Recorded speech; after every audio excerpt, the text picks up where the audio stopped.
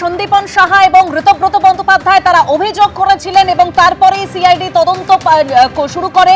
অভিষেক বন্দ্যোপাধ্যায়কে এর আগে 3 বার হাজিরা দেওয়ার জন্য নোটিশ দেওয়া হয়েছিল, তবে আজকে হাইকোর্টের যে ডেডলাইন ছিল একদম সন্ধ্যে 6টার মধ্যে হাজিরা দিতে হবে। আমরা যে ছবি দেখতে পেলাম বিকেল 4:49 ভবানী ভবনে পৌঁছন অভিষেক বন্দ্যোপাধ্যায়। আমাদের অপর প্রতিনিধি ঝিলম করঞ্জাইও আমাদের সঙ্গে রয়েছেন। ঝিলম,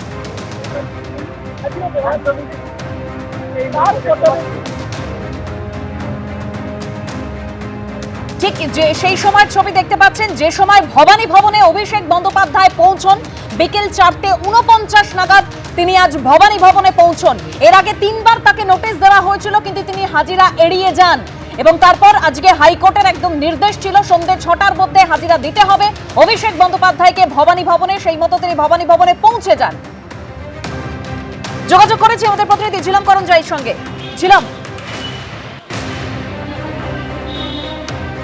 একদমই যেমনটা আমার সহকর্মীরা বলছিল, তোমাকে প্রথমেই দেখাবো এই ভবানী ভবনের সামনে যে দৃশ্যটা। এইখানে যে নিরাপত্তা রক্ষী সেন্ট্রাল ফোর্স এবং র্যাপিড অ্যাকশন ফোর্স, তাতে 6 লাখ এই জায়গায় দৃশ্য দেখতে পাচ্ছ।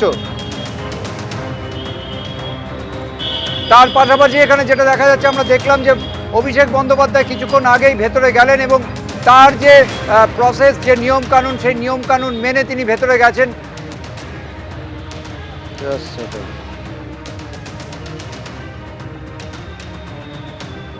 এবং দেখতে পাচ্ছি এই গেটের সামনে যে দৃশ্য দেখতে পাচ্ছ, নিরাপত্তার সঙ্গে একই সঙ্গে বেশ কিছু সমর্থক, তৃণমূল সমর্থক, তারাও একত্রিত হয়েছে। তাদের পক্ষ থেকেও স্লোগান দেওয়া হচ্ছিল।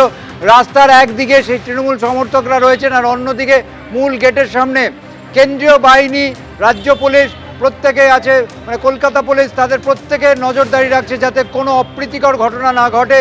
দেখুন, আমরা জানি যে সোনারপুরে অভিষেক বন্দ্যোপাধ্যায় যখন গিয়েছিলেন, এখানে তৃণমূল এক কর্মী তার অস্বাভাবিক মৃত্যুর ঘটনার বিষয় নিয়ে কথা বলতে, সেখানে তাকে যথেষ্ট সমস্যার মধ্যে পড়তে হয়েছিল এবং বিভিন্ন অপ্রীতিকর ঘটনা ঘটেছিল। ডিম ছোড়ার অভিযোগ ওঠে, ডিম ছোড়া হয় এবং সেই ডিম ছোড়ার ঘটনার পর তিনি নিজে অসুস্থ বলে তিনি সিআইডির যে সামান, সেই সামান তিনি আসতে চাননি।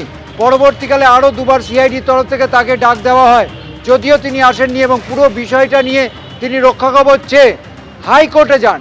হাইকোর্টে আজকে যে নির্দেশ দেওয়া হয়েছে সেটা হলো যে তিনি যেন সিআইডির তদন্তকারীদের সঙ্গে সহযোগিতা করেন এবং সেই সহযোগিতা না করলে তাকে রক্ষাকবচ দেওয়া হবে না।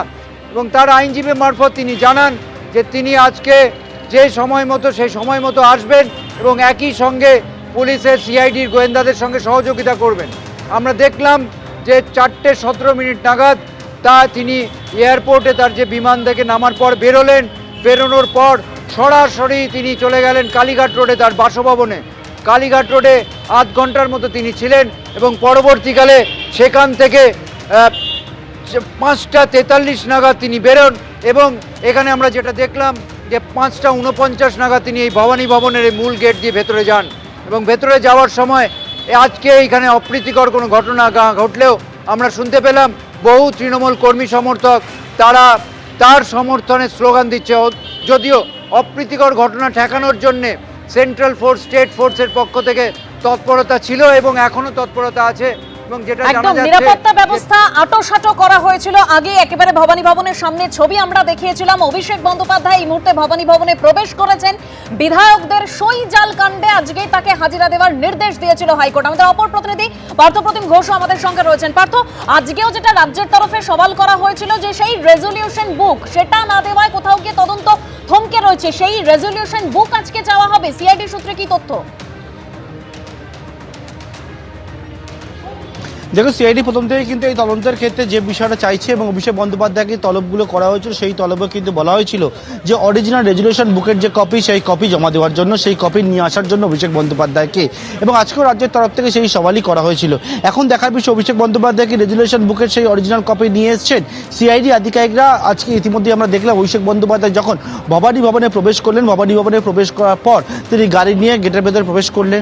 করার পরবর্তীতে সিআইডি অফিসিয়াল তারা ছিলেন এবং নির্দিষ্ট যে প্রতিটা ভিজিটার যারা আসেন ভবানী ভবন তাদেরকে যে নিয়ম রয়েছে, নির্দিষ্ট নিয়ম, সেই নিয়ম অনুযায়ী একেবারে অভিষেক বন্দ্যোপাধ্যায়কে আবারও গেটের সামনে নিয়ে যাওয়া হলো এবং নিয়ে গিয়ে সেখানে যে ভিজিটার বুক রয়েছে সেই ভিজিটার বুকে তিনি কোন সময় এলেন সেই বিষয়ে কিন্তু একেবারে সাইন করলেন। 5:49 নাগাদ অভিষেক বন্দ্যোপাধ্যায় ভবানী ভবনে প্রবেশ করলেন। এখন সিআইডি যে দপ্তর সেই দপ্তরে অভিষেক বন্দ্যোপাধ্যায় গিয়েছেন এবং সিআইডি আধিকারিকদেরকে আমরা দেখলাম অভিষেক বন্দ্যোপাধ্যায়ের সঙ্গে একেবারে যে সিআইডি যে দপ্তর রয়েছে সেখানে গিয়েছেন। ইতিমধ্যে তুমি জানো যে এই যে মামলা, বিধানসভায় সইজাল মামলা, সেই মামলা একটা এসআইটি তৈরি করা হয়েছে। সেই এসআইটি সদস্যদেরকেও আমরা দেখলাম তারা ইতিমধ্যে কিন্তু ভবানী ভবনে উপস্থিত রয়েছেন এবং অভিষেক বন্দ্যোপাধ্যায় যখন নিচে নেবে রেজিস্টার বুকে সাইন করতে যাচ্ছিলেন সেই সময়ও দেখলাম আমরা যে সেই এসআইটি সদস্যরা তারা কিন্তু সঙ্গে ছিলেন। অভিষেক বন্দ্যোপাধ্যায়কে জিজ্ঞাসাবাদ করা হবে। কোন ভিত্তিতে জিজ্ঞাসাবাদ করা হবে সেটা হচ্ছে, এক হচ্ছে রেজুলেশন বুকটা প্রথমে চাওয়া হবে। সেই রেজুলেশন বুকের যে অরিজিনাল কপি সেটা চাওয়ার পরবর্তীকালে সেখানে যে 70 জন বিধায়কের সই রয়েছে, যার মধ্যে এমন অনেক বিধায়কই রয়েছেন যাদের সঙ্গে সিআইডি ইতিমধ্যে কথা বলেছেন, তারা বলেছেন এই সই তাদের নয়। তাহলে এই সইটা করলো কি, কারা কারা সেখানে উপস্থিত ছিল, কি হয়েছিল 30 এপ্রিল হরিশ চ্যাটার্জি স্ট্রিটে গত মাসের 6 তারিখে, সেই সমস্ত বিষয়ে কিন্তু প্রশ্নের উত্তর চাইবেন অভিষেক বন্দ্যোপাধ্যায়ের কাছ থেকে সিআইডি আধিকারিকরা। কিন্তু সিআইডির তরফ থেকে যে বিষয়ে চাওয়া হচ্ছে বারবার করে সেটা হচ্ছে অরিজিনাল রেজুলেশন বুকের কপিটা। যে অরিজিনাল রেজুলেশন বুকে সেখানে লিডার অফ অপোজিশন কে হবে, শোভনদেব চট্টোপাধ্যায়, বা হচ্ছে অন্যান্য পদে কারা থাকবেন, বা হচ্ছে চিফ হুইপ করা হচ্ছিল ফিরহাদ হাকিমকে, সেখানে হচ্ছে বলা হচ্ছিল 70 জন বিধায়কের সই রয়েছে। সেখানে বলা হয়েছিল যেটা স্পিকারের কাছে জমা পড়েছিল যে বিষয়ে উল্লেখ করে যে 10 জন বিধায়ক তারা অনুপস্থিত ছিলেন, তার মধ্যে 8 জন বিধায়ক হচ্ছে নিজ নিজ এলাকায় কাজের মধ্যে ব্যস্ত ছিলেন, 2 জন বিধায়ক অসুস্থ ছিলেন। কিন্তু বাকি যে 10 জন কথা উল্লেখ করে তাদেরও সম্মতি রয়েছে, কিন্তু 70 জনের সই রয়েছে। এমন 70 জনের মধ্যে ইতিমধ্যে তুমি জানো যে 3 জন বিধায়ক রয়েছে, যার মধ্যে মহেশতলা বিধায়ক শুভাশিস দাস, বারুইপুর পশ্চিমের বিধায়ক বাহারুল ইসলাম, অন্যদিকে হাওড়া মধ্যের বিধায়ক অরূপ রায়। সেই 3 জনে একেবারে স্পষ্ট জানিয়ে দেয় যে সই দেখানো হয়েছে তাদেরকে, সেই সই কিন্তু তাদের নয়। অর্থাৎ এক্ষেত্রে সেই সইটা করলো কে, এই বিষয়ে কিন্তু একেবারে সিআইডির তরফ থেকে আদালতের দ্বারস্থ হয়। তারা আদালত নির্দেশ দেয় এবং তাদের হাতের লেখার নমুনাও সংগ্রহ করেছেন সিআইডির আধিকারিকরা। এবং অভিষেক বন্দ্যোপাধ্যায়কে এই মাসের একবারে 1 তারিখে, 1 তারিখে, তার পরবর্তী 8 তারিখে, তারপরে হচ্ছে 9 তারিখে তিনটে নোটিশ দেওয়া হয়, কিন্তু অভিষেক বন্দ্যোপাধ্যায় হাজিরা দেননি। অভিষেক বন্দ্যোপাধ্যায় হাজিরা না দেওয়ার ক্ষেত্রে পয়লা জুনে তিনি জানান যে সোনারপুরে তিনি যখন গিয়েছিলেন সেই সময় যে অপ্রীতিকর পরিস্থিতি তৈরি হয়েছে, তাতে তিনি অসুস্থ, তিনি আসতে পারছেন না, 15 দিন সময় চায়। তো সেই দিনকে আমরা দেখলাম 1 তারিখ বিকেলবেলা সিআইডি আধিকারিকরা পৌঁছে যান অভিষেক বন্দ্যোপাধ্যায়ের একেবারে বাড়িতে। সেখানে গিয়ে বলেন যে 15 দিন নয়, তাকে 7 দিন সময় দেওয়া হলো এবং 8ই জুন আবার তাকে তলব করা হয়। 8ই জুনের পরে কিন্তু একেবারে অভিষেক বন্দ্যোপাধ্যায়ের তরফে জানানো হয় যে তিনি আসতে পারছেন না, তিনি আদালতের দ্বারস্থ হয়েছে। তার পরবর্তীকালে কি দেখলাম, 9 তারিখে কিন্তু অভিষেক বন্দ্যোপাধ্যায়কে আবারও তলব করা হয়। 9 তারিখে বলা হয় যে তিনি হচ্ছেন রাজ্যের বাইরে রয়েছেন এবং তিনি আদালতের দ্বারস্থ হচ্ছেন, এই বিষয়ে উল্লেখ করে।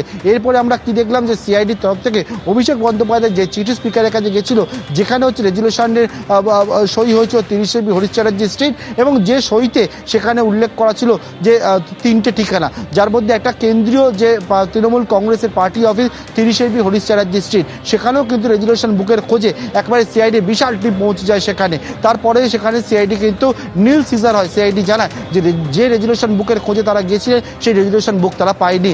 তার পাশাপাশি ক্যামাক স্ট্রিটের ঠিকানা উল্লেখ ছিল, সেই ক্যামাক স্ট্রিটেও সেখানে যায়, সেখানেও কিন্তু তারা রেজুলেশন বুক পায়নি।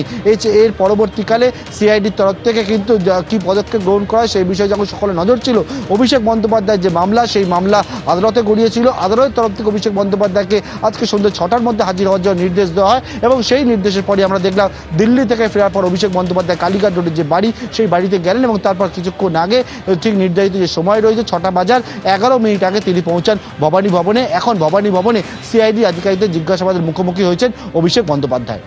এবিপি আনন্দ, এগিয়ে থাকে, এগিয়ে রাখে।